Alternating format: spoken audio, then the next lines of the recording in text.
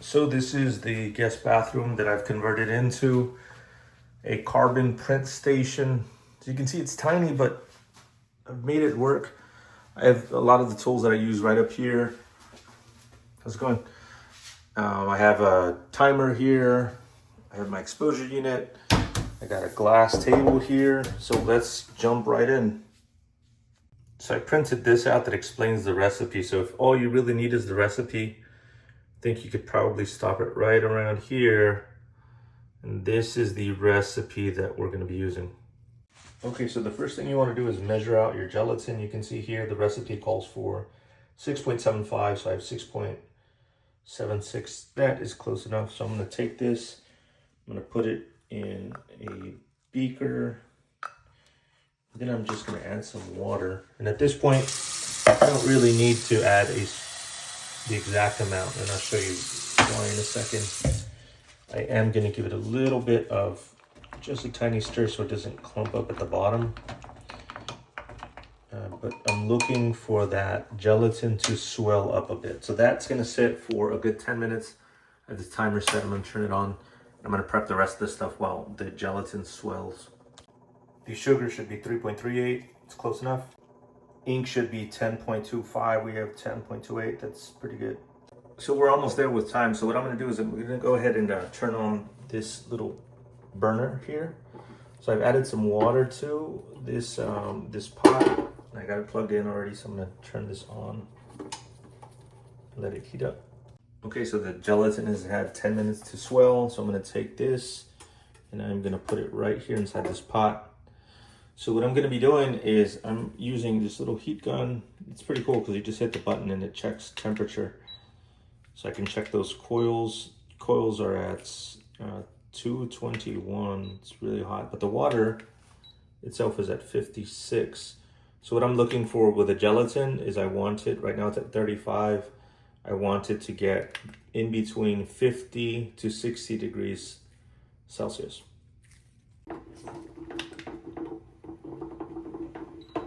So we're at 52 now, so we can go ahead and we're gonna get our ink. We're gonna pour our ink. And then we are going to get our sugar and dump that sugar in. And I'm gonna give it a stir. Now what I'm not gonna do is on this mix, because this is just for demonstration, I'm not gonna put in the dichromate, but we will talk about that dichromate. I'm gonna shut this off and I'll turn it down a little bit. At this point also what I'm gonna want to do is, because it's not at the 250 yet, so I'm gonna top off that level until it hits 250. Again, I would add the dichromate first before I top it off. But we'll talk about the dichromate right now. So this is the dichromate. If I was doing a live glop pour, one that I was actually gonna use for making images, I would absolutely need to make sure I'm adding this. Otherwise, it's not going to be light sensitive. The combination of the potassium dichromate with the gelatin, when you add them together, that's what makes the gelatin light sensitive. This is, I made this label, you can see it's a 5% solution. So here is the base ingredient, it's the potassium dichromate, but it also has a small percentage of sodium hydroxide. So it does have a 10%. So this one liter mixture, this is a 1 liter mixture. You can see it's been getting some use there. With this 1 liter mixture, I've added 50 grams. This is in powdered form, so it's a lot more dangerous in powder. Good thing is I only have to do it once. I've added 50 grams to this, and I've also added 5 grams of the caustic soda to this. So that's our 5% solution. What I would do is I would use this pipette, and I would get the 4.05. I mean, closest I could probably get is 4 milliliters. I would use the pipette, and I would get the potassium dichromate. I would also add it to the glop recipe.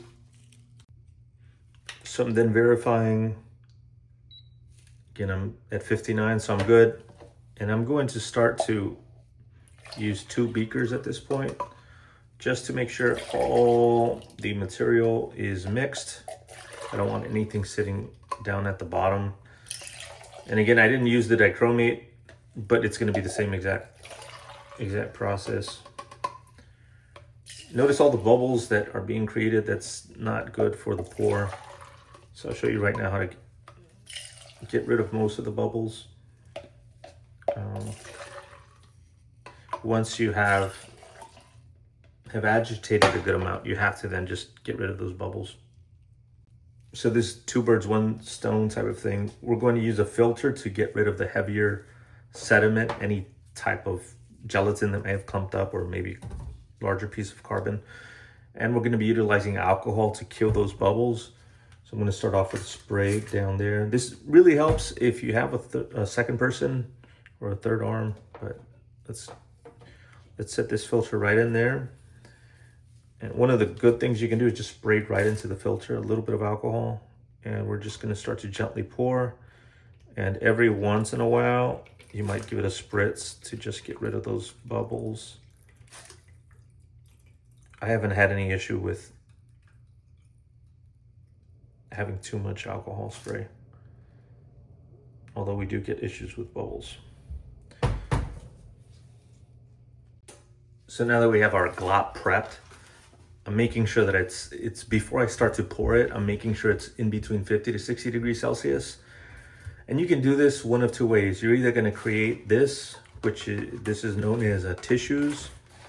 You can use old photo paper, you can use Yupo paper as the temporary support. And what you would do is you would lay it out and just pour the glop over. And once it dries, you'll have these tissues. If you use a tissue, when you go to expose an image, it is going to be a contact print. So what you're going to do is put the negative on top of the Yupo paper, expose it, and then you are going to soak this for 20 seconds. And after it's been soaked, then you mate it onto its final support, whether it's another sheet of paper or a piece of glass. You mate it for 10 minutes, and after you've made it for 10 minutes, then you put it in a 50 to 60 degree Celsius bath. And after about a minute or so, you're able to peel the paper and develop fully. But what I've been doing is I've just been using glass. So I'm going to show you the pour on a piece of glass, and I'm going to set it right here. And I'm going to get my glop that I'm about to pour. I'm checking the temperature on it. The temp is still 58, so we're good there. And I am going to start to pour. Now, this is one of the messiest parts of it all. So if I'm actually doing this, I'm lining up maybe 6-8 sheets of glass at once, and I'm gonna pour a couple. I'm not gonna do one. But since we are, for the sake of the demo, I wanted you to see a live pour. So that's the purpose of this one. So what I'm doing is I'm trying to create a bit of a puddle, and you can spread this around one of two ways. You can use the edge of your pinky. Just make sure you have gloves, because the dichromate, again, it's toxic. You don't want it on your clothes or on your hands. You can also use a comb. Just spread it out like this. This is the method that I've been using. It's just using a comb. Now, note that I am right now not in a darkroom environment. I have the lights on.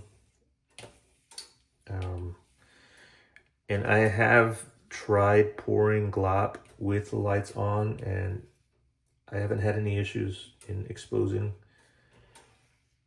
And the reason for that is because when it's still wet,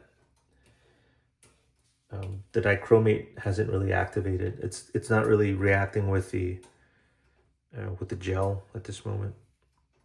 Once it starts to dry, the reaction occurs a lot faster. So once it's dry, then we have to treat it like if it's a darkroom environment, just like old school photography. Just make sure you prevent any light interacting with it. And I'm pouring a little bit more because I could see it was a little bit thin.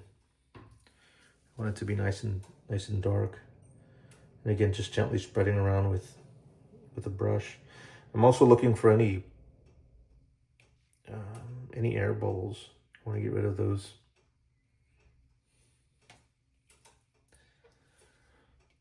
I was trying to do this a couple of times without without the lights on, because I wasn't sure whether or not it would be successful, and it's a lot harder to do. So I would highly recommend that when you do your pours, just do it with the lights on so you can see. I mean, this looks pretty good. I can bring it to the edge. If I start bringing it to the edge, it's going to make a big mess. When I do my, if usually it's about 8. When I go and I pour, I'm bringing it all the way to the edge. Since I'm doing directly on glass. Once this thing sets, what I'll do is I will do a contact print, but from the other side. So I do bring it all the way to the edge, but it's optional. I mean, if you like the aesthetic of the way it looks like this, maybe you just leave it like that. Next step is this. Imagine I have a row of many of these plates. I am just going to leave it alone. I'm going to make sure it then becomes a darkroom environment so that no light is going to interact with these plates, and I let them dry for about a good day or so before I do anything else with them. I should also mention, if we are using dichromates, if we add the potassium dichromate, that is highly toxic. You don't want to just pour it down the sink. You can see that I have been using the sink because I wasn't adding the dichromate. So any residual water from when we do the contact prints, or maybe if you're going to rinse this off, residual water, you should pour it out into a bucket. Pour it separately out into a bucket, and then you can add a couple of tablespoons of potassium metabisulfate. Get a clear shot of it. Yeah, add some of this stuff. This will neutralize the dichromate and make it safer for you to throw the water out. Let's talk a little bit about contact printing. I have this little surface. It's raised slightly. Here is my exposure unit. You can see it's just PVC piping that is held together with brackets. I don't even have glue on this because the weight of this is very light. The distance is about 11 inches from here at the distance, and I do have a UV bulb. Somebody had told me I could use a work light. The work light did not work. I also create a a darkroom environment just by shutting these bulbs off, and then I turn this one on. But just for the sake of this video, I'm going to keep the lights on. So for contact printing, if you wanted to use a tissue, it's probably the best way to just demonstrate it since I have this handy. I don't have any plate at the moment ready. But I would put my negative directly onto the contact, whether it's a tissue or whether it's the glass. It's important to put the ink side onto the tissue paper or the glass. Sometimes it's hard to tell, but how I look at it is I let the light reflect on it, and you can tell this one is very glossy. And when I flip it, you can see it's a slightly different sheen. You can almost see the purple of the ink. So that means that this ink side should be in contact with the light sensitive side. So I'm going to just kind of line it up like that as best as possible. And I'm going to put a piece of glass on top of it. When you're exposing on tissues, that edge, that safe edge, is very important, because when you go to the mating process, if you don't have that safe edge, the corners are going to rip off. So that is if you're doing on a tissue. If you're doing on a glass, to me it's just a lot easier, and that's why I've been using glass. I have this plate that I exposed earlier and I processed. So you can see this is the glossy side, and this is the side that has the gelatin. Notice that this one, the sheen is a little bit more dull. So when this one is exposed, the glossy side goes in like this, it's up. And then my negative ink side down goes on top of this right here. Then it's just a matter of, for the mixture, what I've been using is I have been using 345 for this. and I expose. As soon as I hit that, notice the UV bulb goes on. As soon as the UV bulb's on, I have this curtain right here to kind of protect myself from that UV light because it can be very harmful. So I'm gonna go ahead and shut this off. So after the exposure is done, then what I would do is I would take this off. I would remove the glass, I would remove the negative. Then I would take this out, ensuring, since this is not the side that has a gelatin, I am then going to flip it to the gelatin side up. And I'm going to place this in a warm water bath. The temperature for the warm water that I'm going to pour into this container is going to be 50 to 60 degrees Celsius. And what I start doing is I start to agitate once the water's in there. And I check it from time to time to see how dark that image is. Usually within 5 minutes of agitation, sometimes a little bit longer. It gets more difficult the longer that you leave your tissues or your light sensitive plates in storage.